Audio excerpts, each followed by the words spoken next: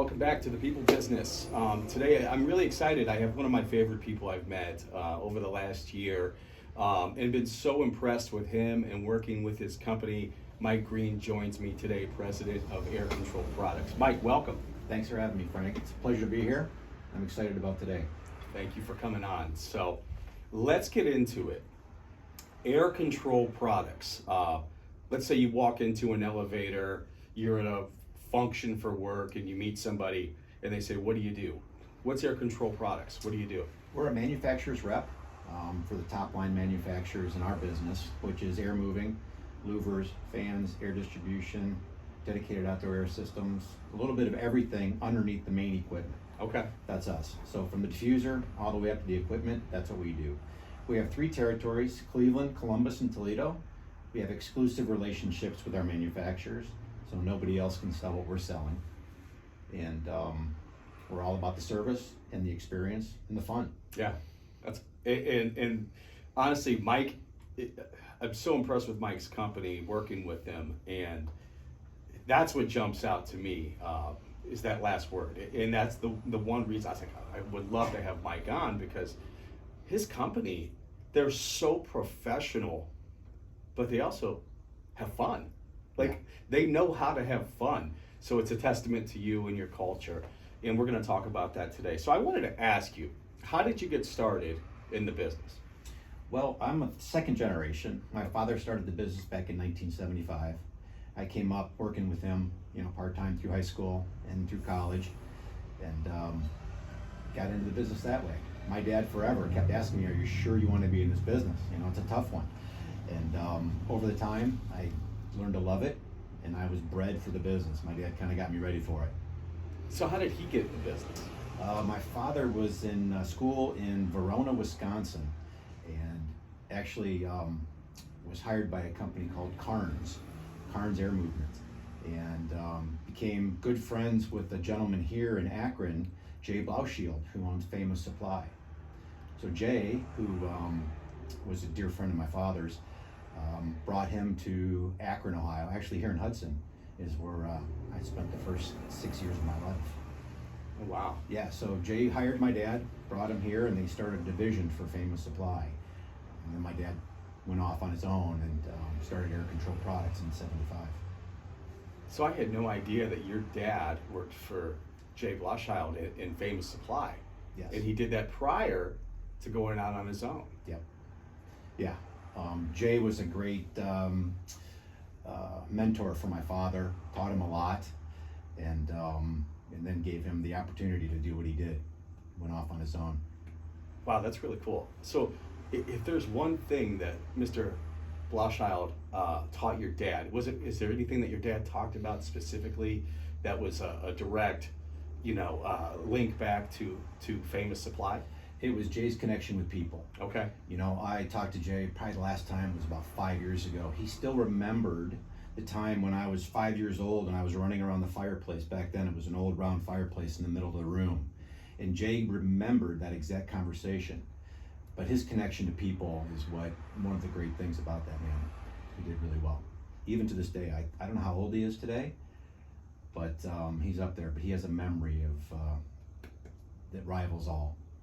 Wow, so I had no idea. That's really cool. So your dad, he works at Famous Supply, and then he goes out on his own. And how old were you when he went out on his own? Oh, I was probably about 6 years old. So you were a little boy then. Do you remember that time at all? Barely. Okay. Barely, a little bit. My dad worked a lot. He was away from home quite a bit, and he was a workaholic. Was he? Yeah. He was a workaholic. He was a worker. Yeah. Okay.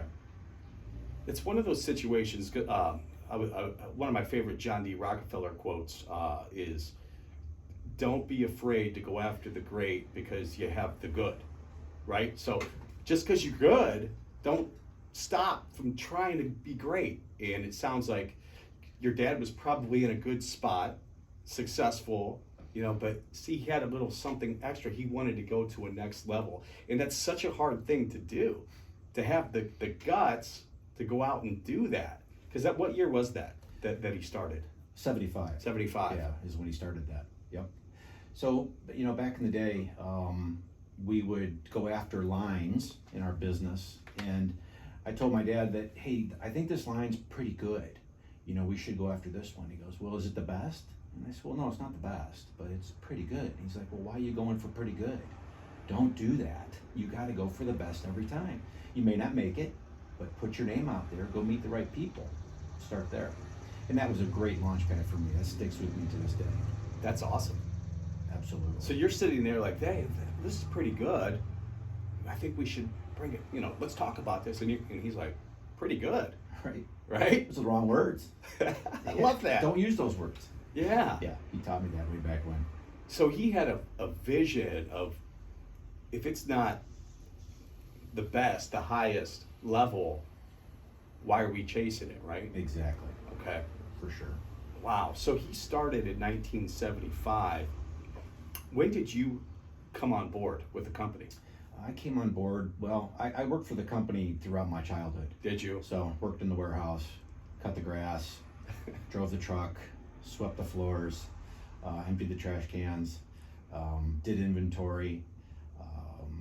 So it's been my entire life, basically, since I was probably 12 years old. Yeah. So when you say born and bred, you came up, you lived the business basically your entire childhood, your entire life. Yes, my entire life's been with air control products. I did a little stuff in high school, worked at a Chinese restaurant, worked at a gas station, did kind of that stuff to get out of it for a bit. But I always ended up coming back and working for my dad. Chinese restaurant, were they actually doing cats or no? No, I don't think so. I looked around, but I did get pretty sick when I was working there, so I don't know.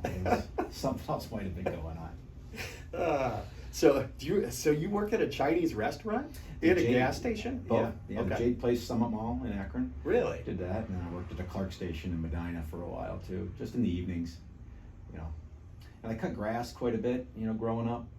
So I was always a bit of an entrepreneur out doing stuff. I remember I got the first check for cutting grass. I worked for a real estate company, and it was from Transamerica in San Francisco. And I was probably 13 years old. Oh, I wow. thought, man, this is awesome. And the check was probably for, I don't know, $60 or something like that. But it's when I thought I made it big. But as a kid, Oh, a 13-year-old getting a check from San Francisco, California? That is awesome. I mean, you were a big deal. Right? Right? On my 19 horsepower Craftsman tractor with a 42-inch deck, I was big time.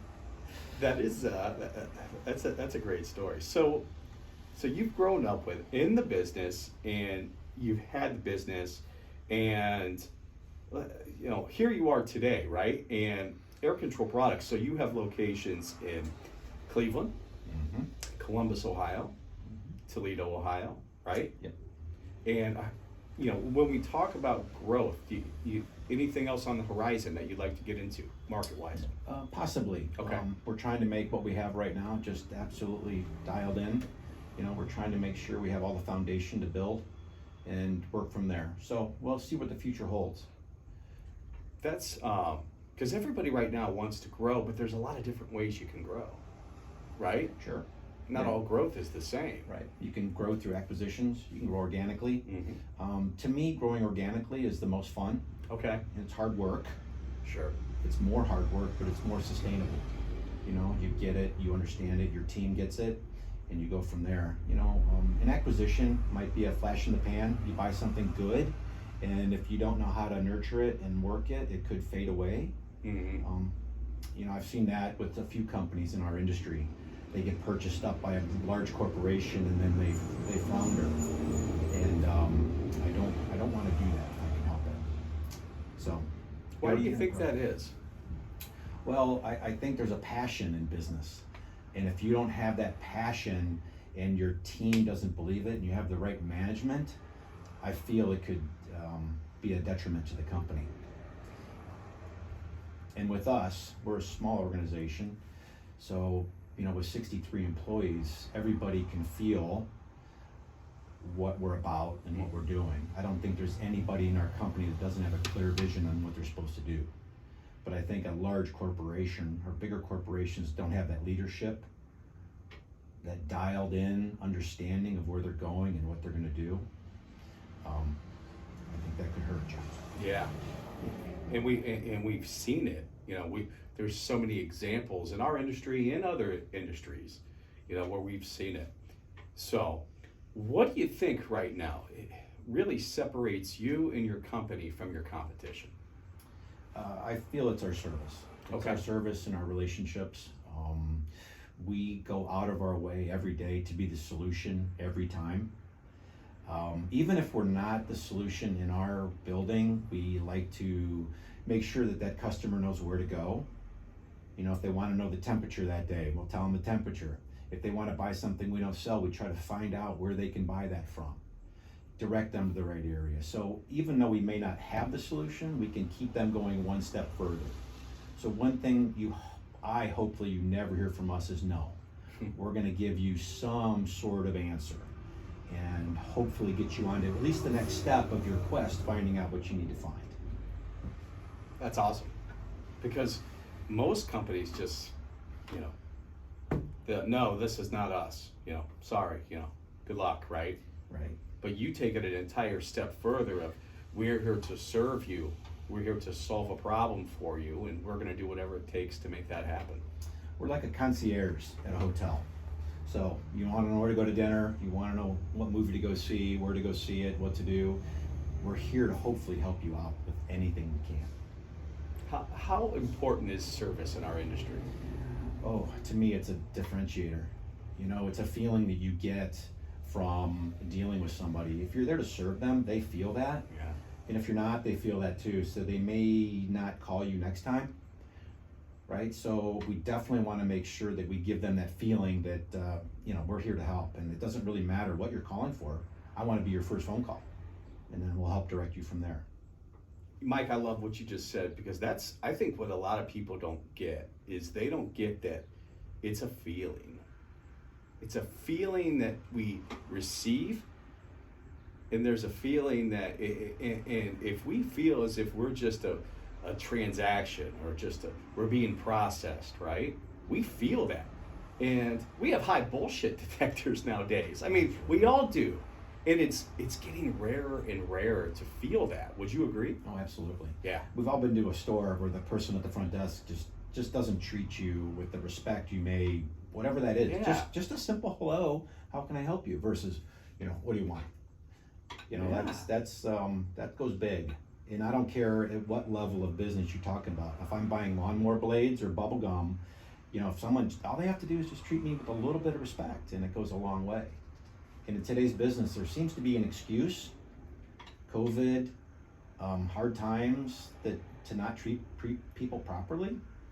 I don't get it. Why? There's no excuse to ever treat people improperly. Some people, you know, and it's easy to make excuses. But some people think, oh, you know, this is the thing right now that everybody wants to talk about, but it's a crutch and it's an excuse. And I'm sick of hearing it. It's people just don't want to work. I hear that all the time. What do you think about that? Absolutely. I hear that all the time, but I do think people want to work. They So want to do work I. for the right company, and they need to be accepted in and given all the tools and the right atmosphere, the right environment, and I think they're fine.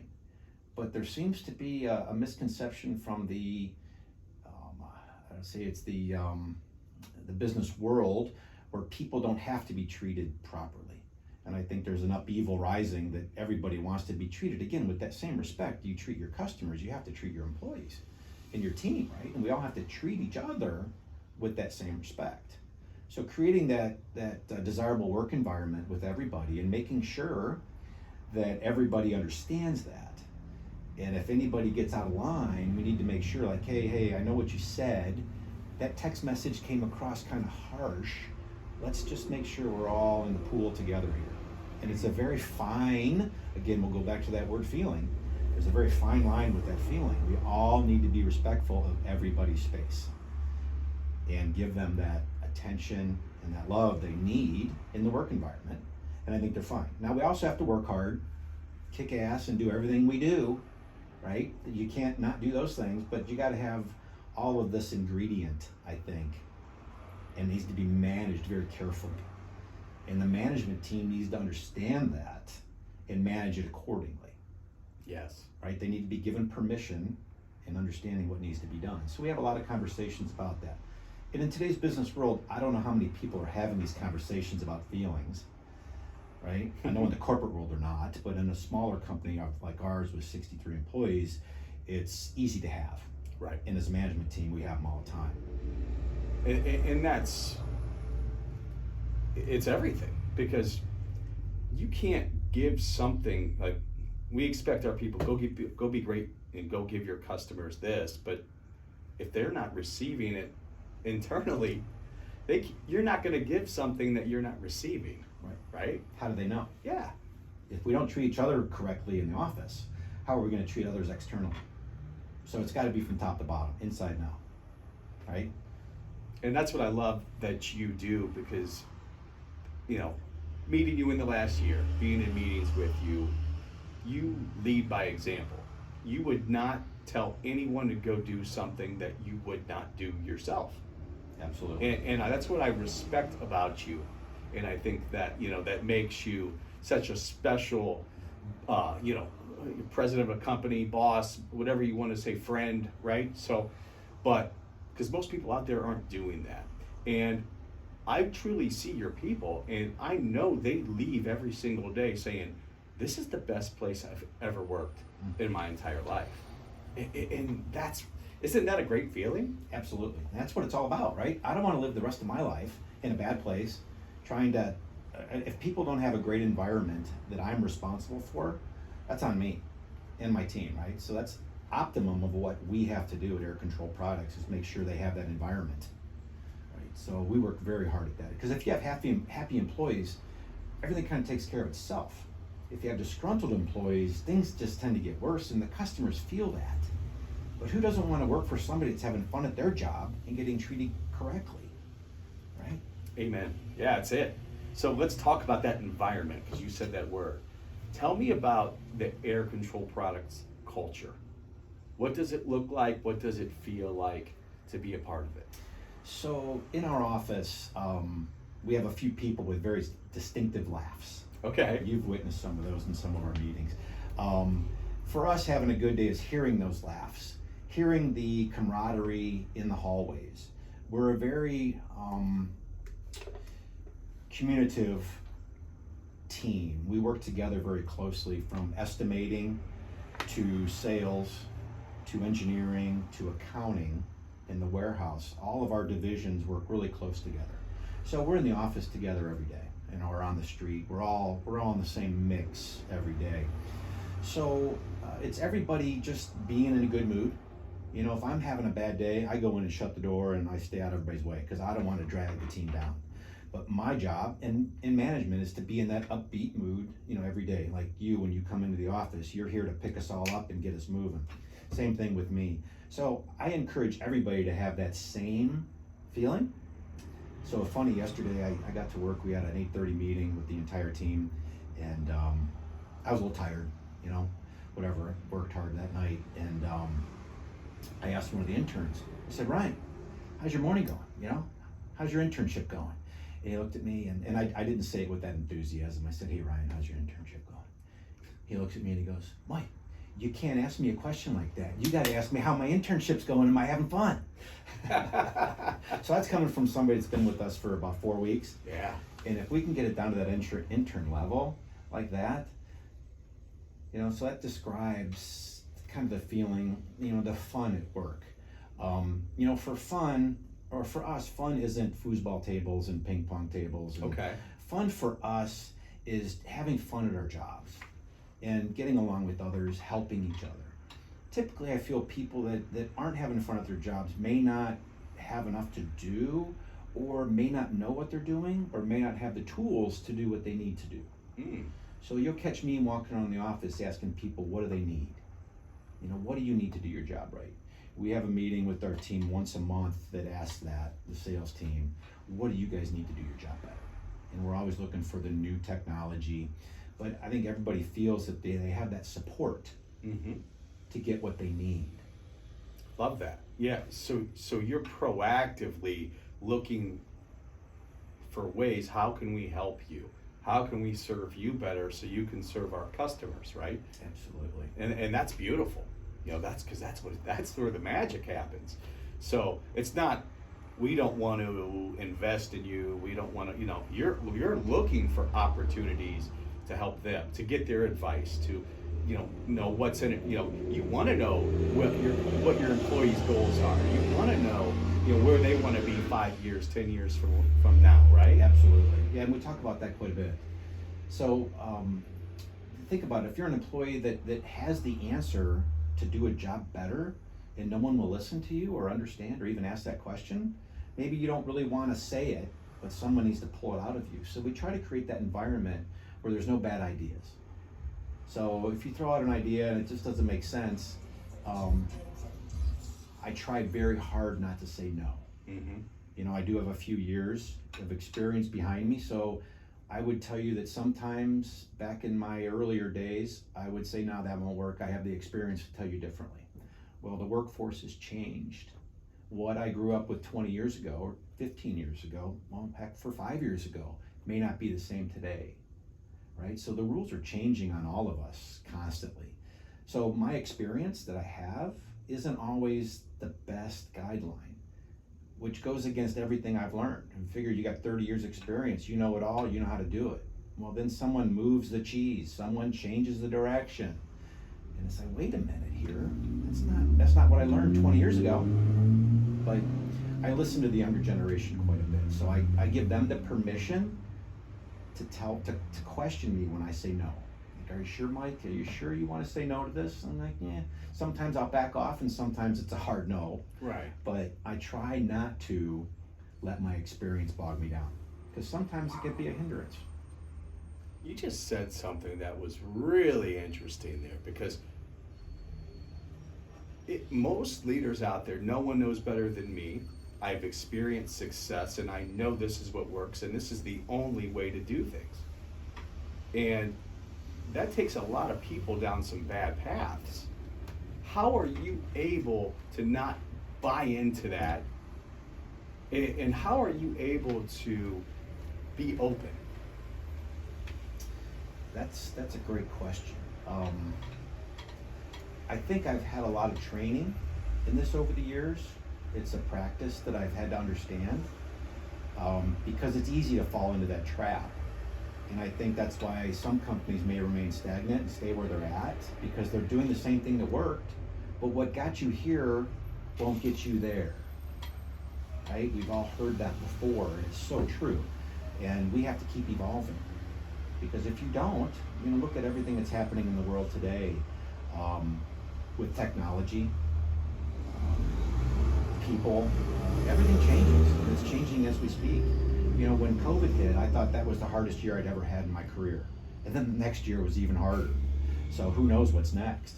You just got to be prepared for and again, the kids today, and I call them kids, but the younger generation has a very good idea.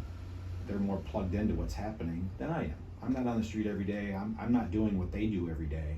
They have a great idea. So our younger generation has really helped me move forward. And my son, who is in path to be in management, he's 26 now. He's a great leader for that too. He's young, he's in the mix, so he can help me out quite a bit. Like, Dad, you're not hitting the mark there. And I'm susceptible to that. I get it. Right. So. Well, I give you all the credit, because my mom would never listen to anything because I'm her son, and she has that, like, I'm your mother. So it's, Sure. There's no way it didn't matter who I was and what I did. She probably wouldn't listen to me because she thinks I'm her son and she knows best, right? But you don't do that. Like, you are open to great ideas, and it doesn't really matter. Absolutely. And some of the great ideas come from some of the people that have worked for us for just a few years. Internship. I mean, we had an intern about 3 years ago, and they had some awesome ideas. We were in a marketing meeting, and this young man came up with some ideas that we used immediately. And he'd been with us 2 weeks. Wow. I looked at him and I said, what did you just say? We got to do that. Let's do that. I love that. I mean, you guys, and that's the thing, like, no idea is a bad idea. You've created that culture. So people want to bring their ideas to the table, as opposed to bringing their ideas to the table and then they get shut down. Yeah. Because they're not someone else's idea. Because that's how it is a lot of places. If it didn't come from me, then it's not the best idea. I should not be the smartest guy in the room. Yeah. I'm not typically. I'm not. I like to sit back and listen and hear what other people have to say. I like to be the dumbest guy in the room. Yeah, it's easier that way, isn't it? Right. Why do we put that pressure on ourselves? No, yeah. No, Exactly. I don't know. My favorite phrase is, I don't know, what do you think? Right. And you get some of the best ideas, like, well, Mike, if it was my decision, this is what I do. I'm like, well, do that. That's awesome. Right. You Yeah. get the answers. Most people have the answers. They do. You know, they just need to be encouraged to bring them out. Yes. And that's what it is. Do I feel comfortable in this environment sharing my ideas, my thoughts? Right. Absolutely. Yep. And you've created that. That doesn't happen by accident. You No. have to earn that. Well, not only do you have to earn it, but you have to make sure you clear the path, because I think in a lot of meetings, you'll have that person that wants to stand out in the meeting, and you have to make sure you temper that person in a group, but you also have that person with great ideas that just doesn't want to bring them out in front of a group. And you have to be emotionally alert when you see that guy or that person, that gal, that wants to give an answer, but you can tell, but they just can't get it out. And you have to stop the meeting for a minute and say, hey, I don't know, what do you think, George? Do you thinking anything? And you can see in their eyes they're thinking something, they're just afraid to bring it out. So you're scanning the room, you're watching everyone, their body language, and when you see that, you want to shine a light on that, right? To make sure whatever that is comes to the table. Right. And what do they call that? Is that a herd decision? When someone kind of takes the decision and forces it down everybody's throat? Right. I don't like that either. So I like to get different opinions and let's see what makes the most sense. But it's up to that leader in the room to make sure they get that concise understanding from everybody, not just one idea that railroads all the way to the end. Gotcha. I love that. I love looking at it through that lens. So you mentioned your younger people, that they, in how you bring them in and their ideas. What would you tell a younger person who's just getting into the industry? What would you tell them? What advice would you give them? Make yourself very useful and dive in. Don't be a wallflower. The quicker you get in and start working in the mix of the company, the easier it is for you. You're part of the team. You're coming to work with a real purpose.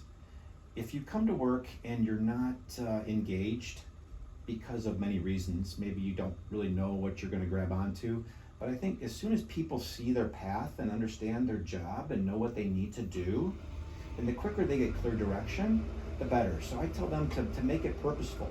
Okay. Don't be afraid to voice your opinions. Again, I tell the interns in that to have fun. And that's kind of coming from boss, have fun. What does that mean? Right. It's just be engaged, laugh, just be comfortable, make yourself at home. But the quicker they do that, the easier they'll find their path, and the shorter their days will be. Okay. Yeah, because the shorter their days will be, meaning they'll enjoy their day longer, and time flies when you're having fun, right? Yes. Because there's nothing worse than looking up and being like, I got 3 hours left oh on my this. goodness. Yeah, if you're doing that, then you're in the wrong seat. Yeah. Right. So I try to get that out of them early, so I know what drives them. Yeah. Absolutely. And the management team knows that too. So That's so fun is not foosball tables and ping pong tables. It's more of having fun and actually having some purpose and passion in your job, right? absolutely. Yeah. Yeah, we're doing some things now with your program, CX Coaching, that has really made it fun for us. So we're looking for things. We're looking for things that really stand out, and that's made it a lot of fun too. It's taken a different dimension to business. There's a ton of different dimensions to the feeling, and it's hard for me to describe that because, in business, for me, it's a kaleidoscope of things, and the more colors you can pull in, I'll call CX coaching a color, the more you can pull those things in to be better at what you do and add dimension to who you are as a person, it is pretty dynamic in the business world.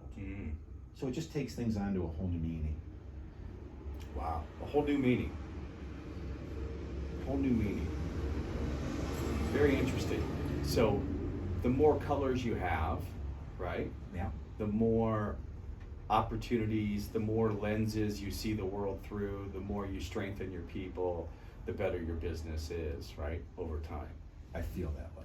Yeah, and the more you can expose people to and have a greater understanding of what we're accomplishing, the better it is for everybody. The challenge is getting that down to everybody. Right. It's a discipline. It is. It has to start from the top, and everybody has to drive that home. You can't just say it in a meeting and expect everybody to get it. They don't. I mean, we barely do, because it's so deep in understanding of that. You have to preach it, you have to live it, you have to understand it. And it's challenging. It's a life's work. It is a life's work.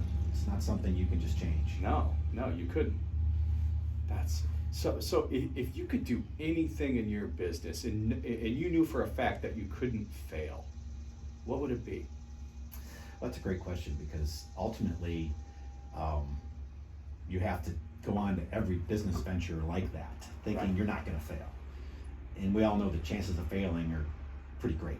You know, a lot of my ideas don't work, right? But you can't be afraid to move on to the next one.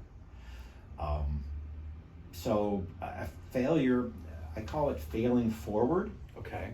So we all know that everything you do is not going to work, and you may not succeed the first time, but you have to try again and again. And I have many examples that I don't really need to get into, but bring up my failures. But I think understanding that if you keep trying, you'll be fine, but you can't be afraid to fail. But here's Mike Greene sitting here on the podcast today, and he's super successful, and he's never failed at anything, right? So share one thing for our audience, like one failure you've had, and like, but how it, what you learned from it. So I'm trying to pick one that doesn't bring out the person. Let's say we've hired somebody for a new position. Okay. And this happens occasionally. And that person doesn't work out for Okay. whatever reason. Maybe we've hired the wrong person. Which is easy to do. I mean, if you don't have a a profile, Right. right? And if you've never had that position before, Okay. we don't really know exactly what we're looking for, because we've Okay. never had that spot. Well, that's Right. fair. Yeah, I get That's that. fair. So we may bring that person on, and they didn't work out for that seat on the bus. Maybe they're somewhere else on the bus, but we just didn't figure it out. And then you hire the next person with a little more understanding of what that personality, maybe profile, Profile. Yeah. will fit better. Okay. And then the next person works. So things like that is probably the biggest thing. I always try to make things perfect. I want to hire the perfect person, and we still go for that. We still look for that drive, the passion, the understanding, the empathy in that candidate. Is that right there what you're looking for, though? The keys that you just said. Yeah. You said drive, empathy, passion. Okay. Yeah, those are the things that we look for in an employee, team member, and we'll teach them all the other things. Our business, although is pretty technical, we have a lot of technical people in our building, and we can help you learn our business, right? So Right. if you don't have the drive, the empathy and the things we talked about earlier, the passion, typically you don't work out for us. You're not going to be the right fit for air control products. Right. Okay. We're not micromanagers. We like to hire people that know what they're doing and know what they want, and let them go and be successful.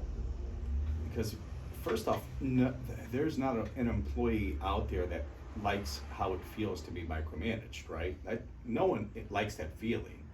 But at the same time, you have to be a certain type of person to earn the trust of your leadership team to where you're not being micromanaged in a way, right? Yeah, and you have to have the what's the word I'm looking for? You have to have the entrepreneurial exposure or want to get out and kind of do your own thing. Okay. Because management is great, right? But we don't have a lot of management. We like to have guys that know what they're doing, and we put them out on the street and we let them run. Mm-hmm. right? So you hire good people and you get out of their way and help them when they need to be helped. I love that. That's Hire good what we people. try to do. Get out of their way and help them when they need to be helped. That's our goal. Yeah. That's good stuff. And when we hire the right people, we know it. I mean, Yeah. they take off and run. Yeah, We don't have to bring them back in and right. You're not sitting them down and having these meetings with them about, underperforming and what's going on. So that's really good. If you could describe in one sentence what you would like your customers to say about you, what would that sentence look like? If I could put it into a few different phrases, maybe your team really cares. You have a great reputation for helping people and having products that work. It'd be on that line. That's the most important thing. When we sell things, they work. So we have the best products and we try to apply them with our engineering customers as best as we can. So having a few problems, as I knock on wood, that's important for us. So we can keep our minds where they need to be and focused on the customers and helping others. Okay. Instead of chasing problems. Yeah. It's a different mindset. Because if you're chasing problems all the time, then you got your fire hose out and you're not focusing on the real things that matter. Mm. And that's making an enjoyable experience for your customer, right? Because you're solving a problem for them, which it happens. Everybody's got problems. We all know that. It's not that we're immune to that. But we don't have that as much as others may. Does that make sense? And that allows you then to be more effective, successful, right? It gives you time back in your day to do more overall. Right, because our sales team's not, they're focused on looking forward. They don't have to look back. Right. Right, keep looking forward. So That's fantastic. That's important for us. That's a great answer. All right, I'm going to ask you we'll do a quick lightning round. You ready? Mm-hmm. We're going to do a few lightning round questions. All right. Who said this? You ready? Yep. We want reps who put their asses on the line. Was that me? Absolutely. Yeah? Yeah, absolutely. Good. All right. Favorite recreation activity? What do you like to do in your free time? Oh, I got a bunch of things. Anything stand out? Shooting, golfing, boating. Yeah. Yeah, but a buddy of mine called me last week and he said, "Hey, you want to go to a horseshoe throwing tournament with me?" I'm like, okay, yeah, let's do that. Nice. So I like to do a little bit of everything. Did you play in the tournament? Yeah, How'd it go? I did. We lost in the first round, but yeah, you don't never play, right? I do horseshoes once every 5 years with the same friend of mine. Yeah, which is awesome. We got together and we had a blast, so it was all about that. That's cool. That's good cool. stuff. Favorite food? Favorite food, lasagna. Nice. Yeah. Nice. We have a couple spots around town that we go to. Favorite, if you had a theme song, what would it be? What would your theme song be? Oh boy, that's a tough one. I know. That's a tough one. What would you wake up every single morning and get it out of bed and this is my theme song? I don't have an answer for that. Now we'll get back to that one. Yeah, that one I don't. Sammy Hagar or David Lee Roth? David Lee Roth. Yeah, Absolutely. same here. Yeah, Sammy just dropped the ball in my opinion. I agree. I was listening to them both the other day, and I was like, I'm going to ask Mike, see what he thinks. Yeah. So I went and saw Sammy in Akron at the E.J. Thomas Hall 10 years ago, and I was like, yeah. Really? Yeah. Just didn't hit it for me. No. I love Van Halen. Do you? Oh, yeah, absolutely. Okay. Yeah. Had you had the opportunity to see Van Halen with David Lee Roth? I did. Yeah, I saw them at the, I forget what they called it, the Coliseum. Not the Coliseum, it was the one downtown. Okay. The arena. Yeah, that was awesome. Yeah. When was that? Do you remember? When? Because was it when they did a tour and he was back? Yeah. Okay. And not that long ago. No. Like in the last decade also? Yeah, 12 years? 12? Okay. Yeah. Maybe. Yeah, David Lee Roth was a showman. He could sing, but he had that energy. He had a high energy. Absolutely. And he epitomized having fun. He looked like he was having fun out there. Yeah, absolutely. And it's contagious. It is. Who doesn't want to have fun? Be on a winning team. Life is about having fun and being on a winning team, right? Because life is a game and we're all playing it every single day. Exactly. So we got to enjoy it. Yep. And if you're not, then you're doing something wrong. Amen. Thank you so much, Mike. It was a great interview with you. I really enjoyed it. Anything else you want to say? No, I think I'm good, Frank. Thanks for having me. I'm hoping that everybody understands, what we're talking about. And I'm wide open for conversations. If anybody ever wants to call me and have this kind of a conversation, it's fun stuff. It is. Check out Air Control Products for all your HVAC needs. And if they can't help you, they will put you in with people that can help you. And if you're in the market for a job, well, there's nobody better out there. So That's right. check them out. And thanks again, Mike. Thanks, Frank. It's been a pleasure. Nice.